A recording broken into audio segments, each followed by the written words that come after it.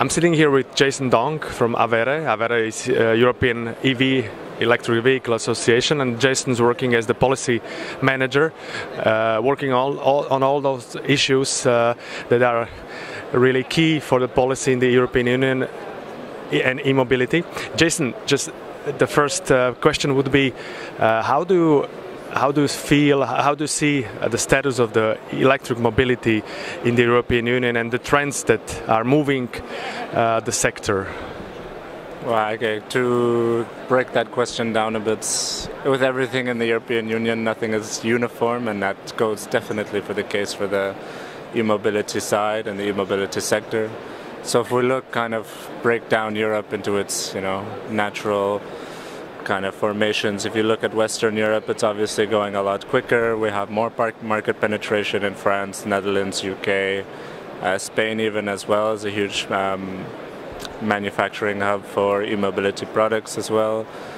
And then looking towards the east a bit more, you still see the EV market kind of growing. It's a bit behind the Western European side, but the thing is that as we grow, and as of next year, once we have more of the cars on the roads, and that's something I spoke in my presentation yesterday, as you know, with these new cars that come on the market, these hundreds of cars, zero-emission cars, not only electric cars, but also hydrogen and fuel cell cars, so that as we see a shift to people purchasing more cars next year in Western Europe, that will create a huge demand for second-hand vehicles, second-hand electric vehicles in Eastern Europe.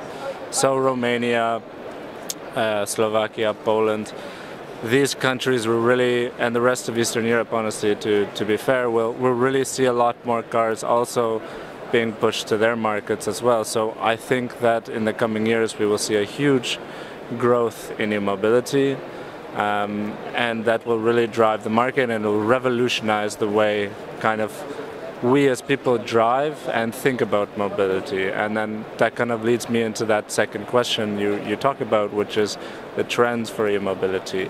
We're going to see obviously a switch to connected, autonomous, shared and electric mobility. You will also see people consider and discuss the topic of transport or mobility in this way as a shift in mindset, and a shift of mobility is the way you move, the transport is the sector, mobility is the state in which we're now naming the shift to shared electric transport and stuff like this. So I see these four things really impacting the markets, and obviously the shift towards the EU's climate ambitions playing a major role in guiding the overall decarbonization of transport. And as we are sitting here in Paris at the European Utility Week, which is basically an originally energy exhibition and summit, what is, in your perspective, the potential for synergies between transport, electrified transport, and the energy industry? Well, of course, that's a huge topic here when it comes to transport and energy. The first thing that comes to mind is smart charging and vehicle to X, whether it be vehicle to home or vehicle to grids.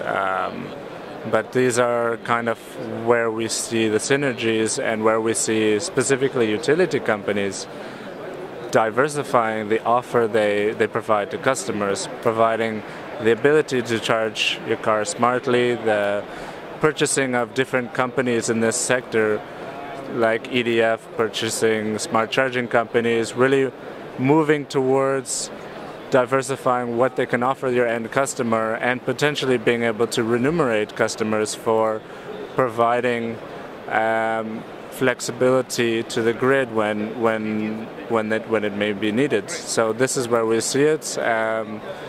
And there's definitely money to be made, and that's why utility companies in particular are moving in this direction. So are the smart charging projects and eventually vehicle-to-grid projects already a reality, or just the future for electrification of the transport? So right now I would say fairly confidently that smart charging is definitely becoming a strong business model that we're seeing today. We see many companies have gone into this space. But with V2G, we're the commercial projects, there's so many, to be fair, not only in Europe but across the world. You see a lot of utilities kind of investing into these projects, and also automotive companies. But these are kind of going to remain commercial for the next year or so, and then in the next 2 to 5 years we'll really see the commercialization of V2G in terms of business models. But when it comes to kind of regulation and policy and standards, that's still going to take a bit more time from at least the discussions with the experts that we've had, that it's still going to take a bit longer than that for it to really become more commercially viable, so that eventually at some point you'll be able to see everyday consumers, not the early adopters, doing V2G. So I say early adopters we see in 2 to 5 at the earliest, and mass market, closer to 10.